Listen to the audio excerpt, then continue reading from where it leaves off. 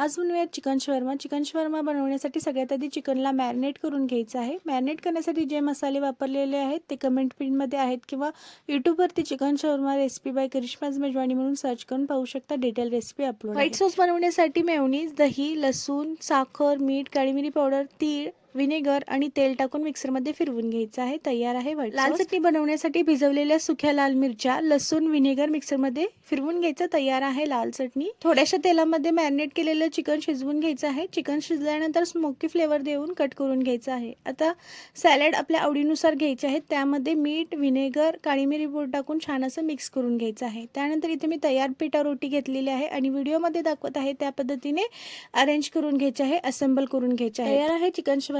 तुम्ही सुद्धा ही रेसिपी नक्कीच ट्राय करून पहा. अगदी मार्केट सारखी बनते. तुम्हाला कोणत्या ठिकाणचा शवर्मा खायला आवडतं कमेंट्समध्ये नक्कीच सांगा. खास करून सांगलीकरांनी सांगा. रेसिपी आवडली तर लाईक, शेअर, फॉलो.